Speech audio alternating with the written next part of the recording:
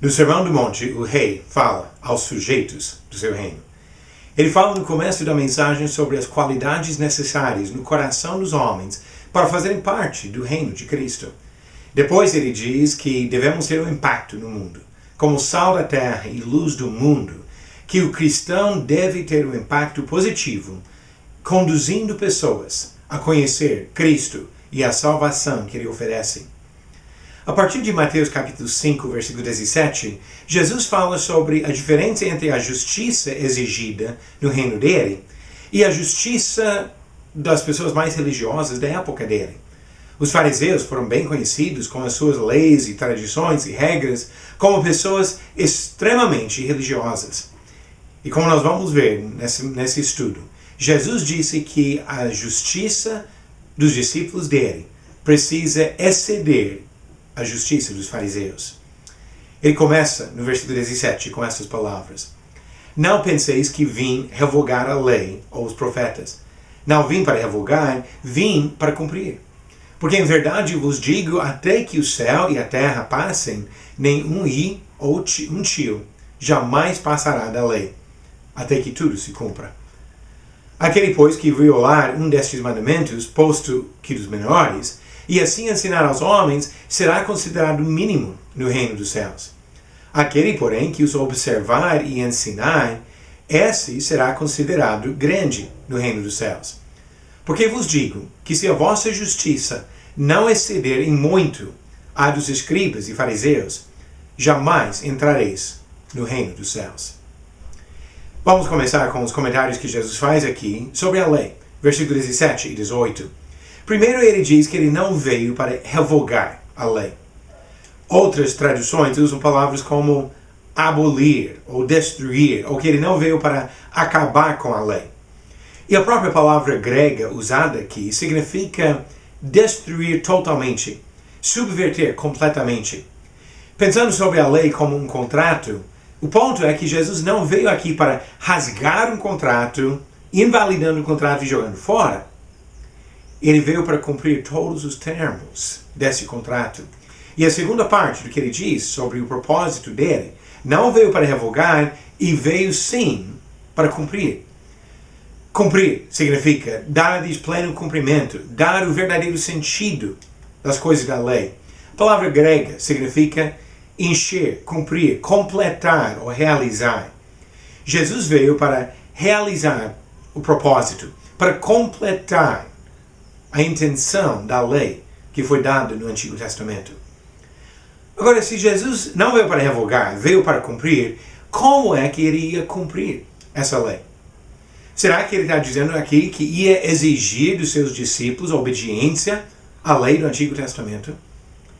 Tem pessoas hoje que dizem que nós devemos ainda guardar os mandamentos do Antigo Testamento. Mas é isso que Jesus estava dizendo? Ele ia cumprir o propósito da lei, passando as mesmas exigências para os homens de hoje?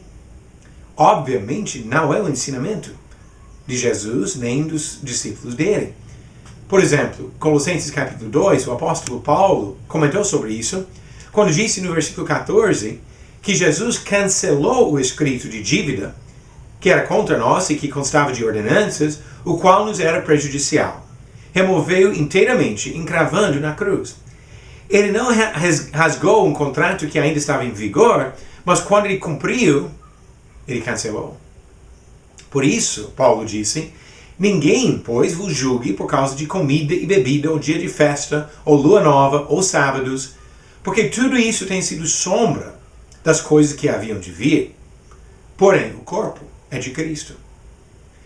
Em outro livro, Paulo também comentou sobre isso, em Romanos, capítulo 7, onde ele disse no versículo 6, agora, porém, libertados da lei, estamos mortos para aquilo a que estávamos sujeitos, de modo que servimos em novidade de espírito e não na caducidade da letra.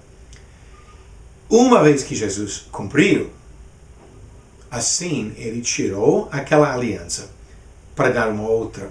Ele não exige de nós hoje obediência à lei de Moisés ou à lei de Deus dada por meio de Moisés no Antigo Testamento. Agora, como então que Jesus ia cumprir esta lei? Será que ele ia cumprir pela obediência perfeita dele à lei? De fato, Jesus viveu sujeito à lei. Gálatas 4, versículo 4 diz que ele nasceu sob a lei. Ele era judeu e ele vivia conforme a lei. E sabemos que, mesmo sendo judeu, sujeito à lei, ele nunca pecou. Jesus, de fato, obedeceu perfeitamente à lei.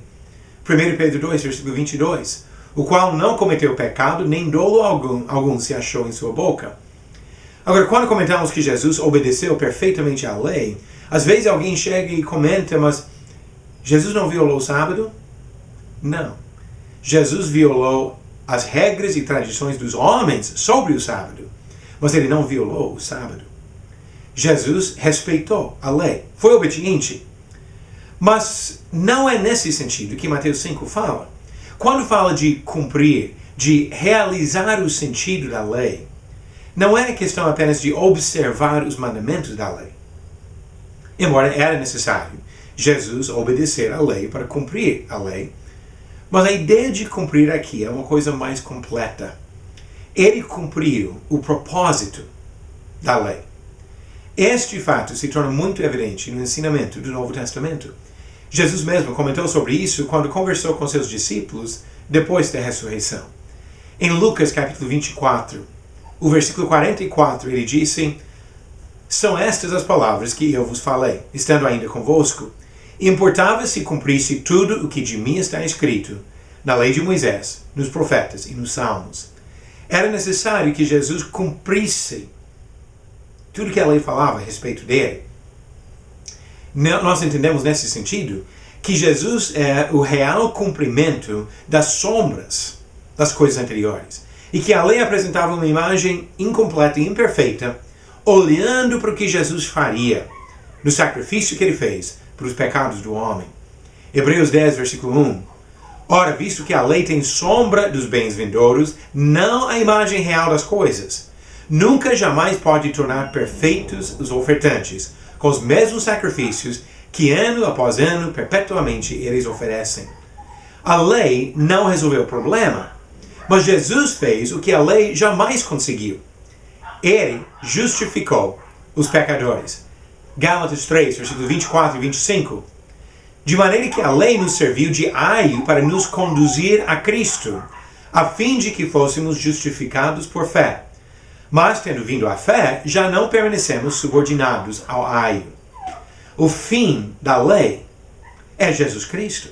E assim, quando ele cumpriu a lei, é porque ele fez o que a lei não conseguiu fazer, mas apontava para ele, que seria o Salvador, justificando o homem dos seus pecados. Romanos capítulo 10, versículo 4, diz claramente: porque o fim da lei é Cristo, para a justiça de todo aquele que crê. Jesus cumpriu a lei, porque ele trouxe para nós a justificação dos pecados.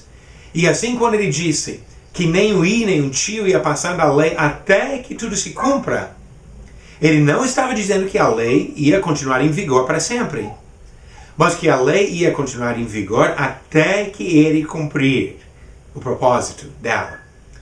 E a lei continuou em vigor durante toda a vida de Jesus Cristo. O Novo Testamento só entrou em vigor após a morte do testador. Hebreus 9, versículo 16. Porque onde há testamento, é necessário que intervenha a morte do testador. Somente após a morte de Jesus entrou em vigor a nova aliança dele. Mas não devemos nos enganar para achar que ainda continuamos sujeitos à lei do Antigo Testamento, porque Jesus é mediador de superior aliança.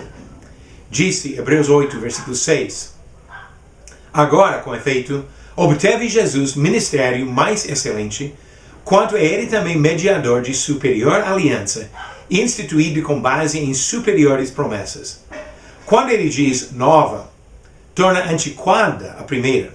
Ora, aquilo que se torna antiquado e envelhecido está prestes a desaparecer. Jesus cumpriu de fato a lei e assim deu para nós uma nova aliança. Agora, voltando para Mateus capítulo 5, ainda não chegamos ao ponto principal desta parte da mensagem de Jesus. Algumas pessoas naquela época achavam que Jesus estava com a intenção de subverter e rasgar o contrato da lei. E ele queria primeiro deixar claro. Ele não ia rasgar, ele ia cumprir. E depois poderia dar uma nova aliança. Mas depois ele comenta, versículos 19 e 20, sobre a situação dos discípulos dele em relação aos mandamentos, ainda falando sobre a lei do Antigo Testamento. Devemos lembrar, quando lemos esses versículos, que a lei ainda estava em vigor. E Jesus ensinou os judeus a obedecer à lei. Não é a única vez nas Escrituras, nos Evangelhos, que Jesus faz isso. Mateus 8, versículo 4. Disse-lhe então Jesus, olha, não digas a ninguém, mas vai mostrar-te ao sacerdote e fazer a oferta que Moisés ordenou, para servir de testemunho ao povo. Ele ensinou a guardar as ordens de Moisés. Mateus 23, versículo 23. Ai de vós, escribas e fariseus hipócritas, porque dais o dízimo de hortelã, do endro e do cominho, e tendes negligenciado os preceitos mais importantes da lei, a justiça, a misericórdia, a fé. Devíeis, porém, fazer estas coisas sem omitir aquelas. Ele até ensinou aqui a prática de dar dízimo dos menores produtos do campo.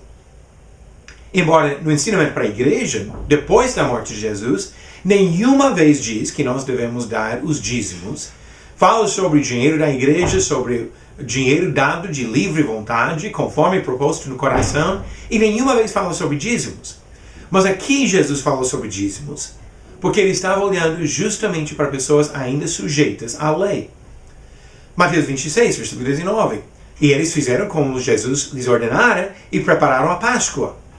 Nós não guardamos a Páscoa hoje, fazia parte da lei do Antigo Testamento. Mas Jesus ensinou que os discípulos dele, enquanto a lei continuava em vigor, guardassem esses mandamentos. Mas o ponto que ele está apresentando aqui é uma coisa mais profunda. Ele está mostrando aqui a importância da obediência. Porque esse princípio da obediência se aplica independente de qual aliança estiver em vigor. Os principais mandamentos não vêm da lei de Moisés, vêm do caráter de Deus. E jamais devemos esquecer disso. Em Mateus 22, começando no versículo 37, Jesus disse: Amarás o Senhor teu Deus de todo o teu coração, de toda a tua alma e de todo o teu entendimento. Este é o grande e primeiro mandamento. O segundo, semelhante a este, é: amarás o teu próximo como a ti mesmo. Destes dois mandamentos dependem toda a lei e os profetas.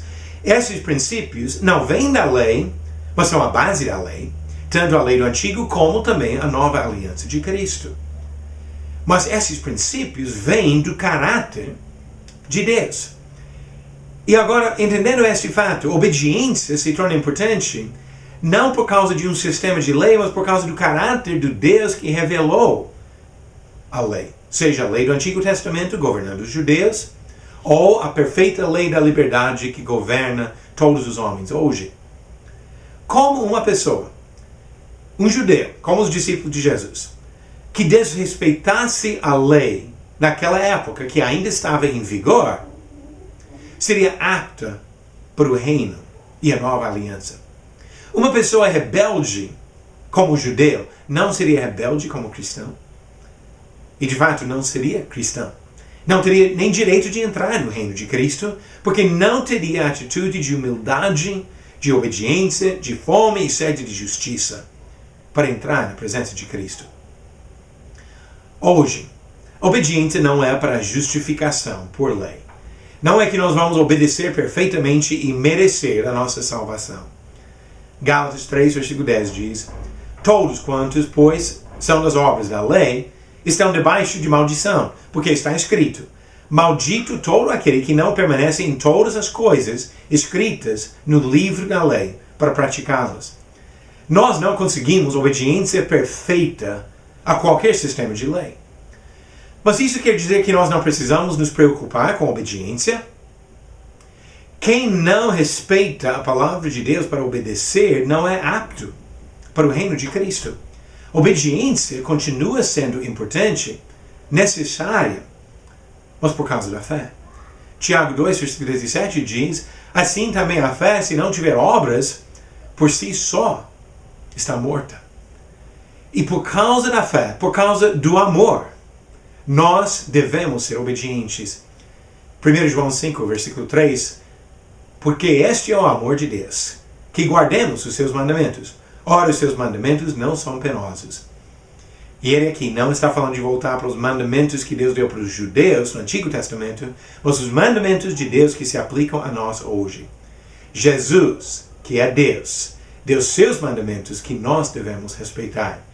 E vamos ver ainda no Sermão do Monte muito mais sobre esses mandamentos de Jesus. Voltando agora para Mateus capítulo 5, mais um pouquinho. Ele disse também que a justiça do discípulo dele precisa exceder a justiça dos fariseus. Mateus 5, versículo 20. Agora imagine esses humildes galileus ouvindo essas palavras de Jesus, pensando nos fariseus, as pessoas mais religiosas da sua experiência. Porque vos digo que, se a vossa justiça não excederem muito a dos escribas e fariseus, jamais entrareis no reino dos céus. Como que os discípulos iam entender isso? Olhando para os fariseus, aquelas pessoas tão fiéis, e agora nossa justiça tem que exceder a justiça daqueles religiosos? E como que seria isso? Eles devem fazer coisas em maior quantidade do que os fariseus? Por exemplo, se os fariseus jejuavam 2 ou 3 vezes por semana, os discípulos de Jesus devem jejuar 4 ou 5 vezes por semana? Se os fariseus foram muito cuidadosos em dar 10% de tudo que produziam, os discípulos de Jesus devem dar 20%. Os fariseus eram extremamente fiéis em guardar o sábado uma vez por semana. Agora os cristãos teriam que guardar o sábado 2 vezes por semana. Ele está dizendo que a justiça deve exceder a justiça dos fariseus em termos de quantidade? É claro que não. É claro que não tem 2 sábados na mesma semana, não teria como nem fazer isso. Não é o ponto.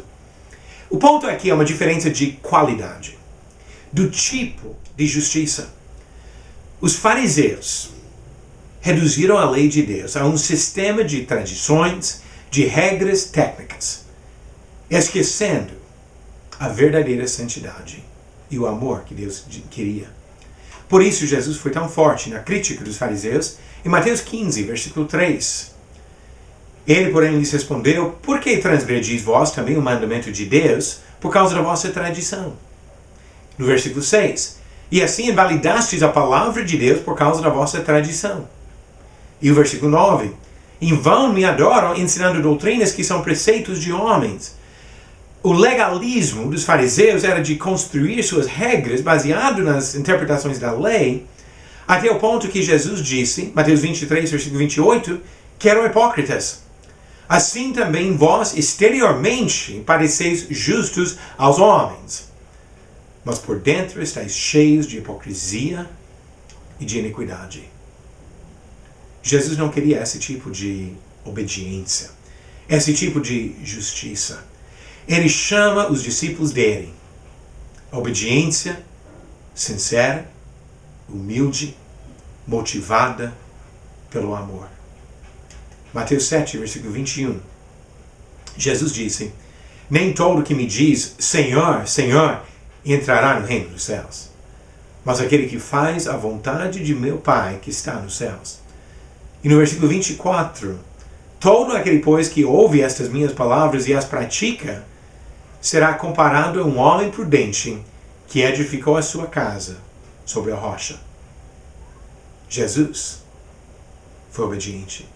Jesus deu um exemplo e exige de nós obediência de construir a casa sobre a rocha da vontade dele. Nós não devemos nos enganar. Jesus não aceita a libertinagem. O cidadão do reino dos céus não pode ser igual aos cidadãos do reino das trevas. Quando ele falou que nós somos o sal da terra e a luz do mundo, ele exige uma diferença de um povo distinto.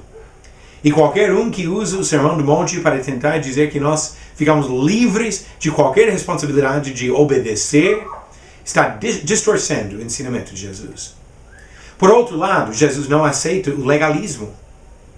O cidadão do reino dos céus não pode ser igual aos religiosos, legalistas, com suas listas de regras, sempre condenando todos que não obedecem às suas regras e esquecendo dos princípios da vontade de Deus. O que Jesus exige para todos os cidadãos do reino dele é submissão total de corações sinceros e humildes. Que desafio para demonstrar uma justiça verdadeira que vai muito além da justiça das tradições dos religiosos e legalistas. Jesus quer de nós a submissão à vontade dele.